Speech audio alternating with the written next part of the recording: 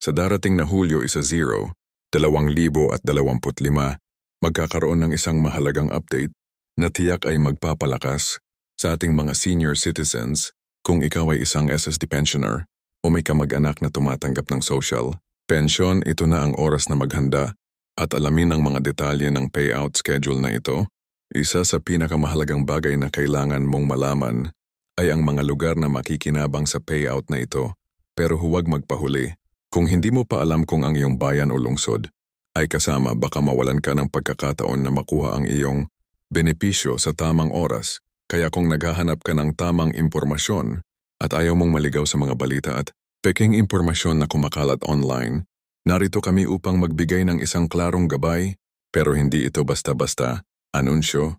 Ang mga benepisyong ito ay direktang makakaapekto sa ating pang-araw-araw na buhay at makakatulong sa mga pangangailangan natin bilang senior citizens. Hindi lang basta date at lugar ang ating tatalakayin, at pati na rin ang mga hakbang na dapat mong gawin upang matiyak na makukuha mo ang iyong pensyon ng walang aberya.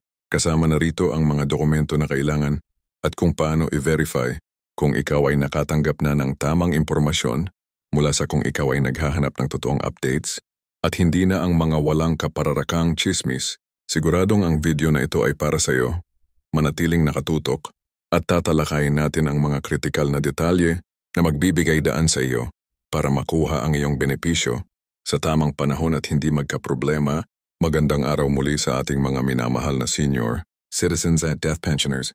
Kung ikaw ay isang SSD pensioner o may kakilala na tumatanggap ng social pension, importante na maging handa ka na para sa mga darating na payouts na magsisimula sa huli o 2025 ang update na ito ay may malaking epekto sa ating lahat.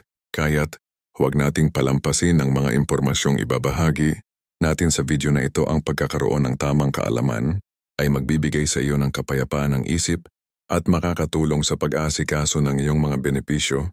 Bago tayo magsimula, nais ko munang ipaliwanag kung bakit napakahalaga ng mga payout schedules para sa mga death pensioners at kung paano ito makikinabang sa iyo. Ang social pension ng SEI ay isang napakahalagang ayuda para sa mga senior citizens na wala ng regular na kita. Sa pamamagitan ng pension na ito, nagiging mas madali ang ating pamumuhay at natutugunan natin ang ating mga pangangailangan tulad ng pagkain, gamot at iba pang mga gastusin. Ang problema, madalas ay hindi lahat ay updated sa schedule ng pay out at dito tayo nagiging susceptible sa mga problema at pagkaantala. Ang karamihan sa atin ay naghihintay ng tamang araw ng release ng pensyon, ngunit dahil sa kakulangan ng impormasyon, nagiging dahilan ito ng pagka-frustrate at kalituhan. Kaya para maiwasan ang mga ganitong sitwasyon, narito kami upang magbigay ng kumpletong gabay at mga detalyadong hakbang na dapat mong sundan upang makuha mo ang iyong pensyon sa takdang araw. Ang unang bagay na dapat mong alamin ay ang eksaktong mga lugar na kasama sa payout schedule na ito. May mga specific na bayan at lungsod na may sariling schedule at proseso ng payout, kaya't hindi lahat ng EF pensioner ay makakatanggap sa parehong araw. Upang hindi ka magkamali, kailangan mong i-verify kung ang iyong lugar ay kabilang sa payout schedule ng Hulyo 2025 para malaman kung ikaw ay kasama. May mga official letter communication channels na maaari mong bisitahin tulad ng official website ng isa o social media pages nila. Dito makikita mo ang updated na impormasyon hinggil sa mga lugar na covered sa payout. Na ito ben mga isang magandang tip ay palaging maging alerto at magbasa ng mga official anunsyo upang hindi ka maligaw. Mariring dumaan sa iyong pinakamalapit na branch kung ikaw ay may mga katanungan o gustong linawin. Ngayon isama natin ang mga tips kung paano mo makukuha ang iyong pensyon sa tamang oras. Sa mga nakaraang taon, naging mahirap ang ilang SSD pensioners na makuha ang kanilang benepisyo dahil sa mga aberya sa dokumentasyon o paghihintay sa pila. Kaya isa sa mga pinakamahalagang hakbang ay ang pagtutok sa mga kinakailangang dokumento na kailangan mong dalhin para makuha ang iyong pensyon. Kadalasan, kinakailangan mong magsumite ng mga valid aids, katibayan ng iyong SF number, at iba pang mga dokumento na magpapatunay ng iyong pagkakakilanlan. Bilang isang senior citizen, siguraduhin kumpleto ang iyong mga papeles upang hindi ka magkaaberya sa araw ng payaw. Maaari ka ring magdala ng isang kopya ng iyong pension card o bank account details. Kung ikaw ay tumatanggap ng iyong Pension sa pamamagitan ng bank transfer, isa pang mahalagang bagay na dapat mong tandaan ay kung paano mo matatanggap ang iyong pensyon. May mga options tayo para dito, tulad ng payout sa mga designated payment centers o sa pamamagitan ng bank transfer kung ang iyong pensyon ay naipasok na sa iyong account. Kung pipiliin mong mag-withdraw ng cash, siguraduhin na ikaw ay pupunta sa tamang payment center sa tamang oras upang hindi ka maabutan ng mahahabang pila. Tulad ng nabanggit natin kanina, ang mga designated payment centers ay mga trusted na lugar kung saan maaari mong i-claim ang iyong pensyon. Ang ilan sa mga ito ay mga banks, post offices at iba pang government, accredited payment partners. Kung hindi ka sigurado kung saan ang pinakamalapit na payment center sa iyong lugar, maaari kang magtungo sa website ng SS o tumawag sa kanilang customer service hotline upang humingi ng tulong. Ngayong alam mo na kung anong mga dokumento ang kailangan at saan mo ito kukunin, hindi mo na kailangang mag-alala pa. Kailangan magkaroon ng tiyaga, maging maingat sa bawat hakbang at siguraduhin na ang lahat ng iyong impormasyon ay tama at kumpleto, pero huwag magpadalos-dalos dahil ang mga detalye na ito ay susi para matanggap mo ang iyong pensyon ng buo at sa tamang oras.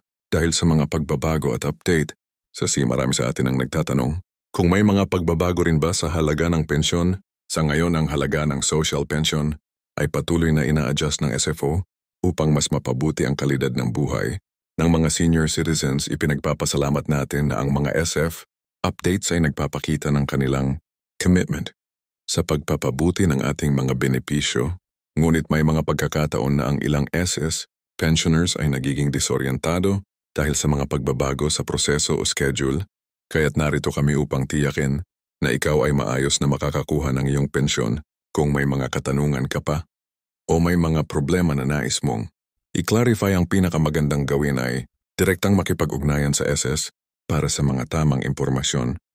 Huwag kalimutan na ang ISF ay may mga help desk at online chat services kung saan maaari kang magtanong at makakuha ng agarang sagot. Kung ikaw naman ay hindi komportable sa teknolohiya, maaari ka ring magtungo sa pinakamalapit na branch upang humingi ng personal na gabay. Siguraduhin lamang na magdala ng iyong mga dokumento at mga katanungan upang hindi na magkaaberya. Mahalaga ring matutunan natin ang mga hakbang na dapat sundan kung sakaling magkaproblema. Halimbawa, kung ang iyong pensyon ay hindi pa naipapasa sa takdang araw o kung may issue sa iyong bank account details, may mga proseso para ito ay maayos. Ang 6-day ay may mga format procedures na kinakailangan upang i-verify at ayusin ang anumang discrepancy. Ang bawat senior citizen ay may karapatang makuha ang kanilang pensyon, kaya't huwag mawalan ng pag-asa kung sakaling magkaproblema. Bago tayo magtapos, nais ko lamang ipaalala na ang SS ay patuloy na nagsasagawa ng mga inisyatiba para mapabuti ang serbisyo para sa mga senior citizens. Tier 1, Earn 1, narito ang pagpapadali ng mga proseso at ang mas mabilis na pamamahagi ng pensyon, kaya tasahan natin na ang mga darating na payouts ay magiging mas magaan at maginhawa. Hanggang sa muli, maraming salamat sa pagtangkilik sa video na ito. Sana ay nakatulong ito sa iyo upang mas maging handa sa mga darating na social pension payout schedule. Magsikap tayong maging informed at magpatuloy sa paghahanap ng tamang impormasyon upang maginhawa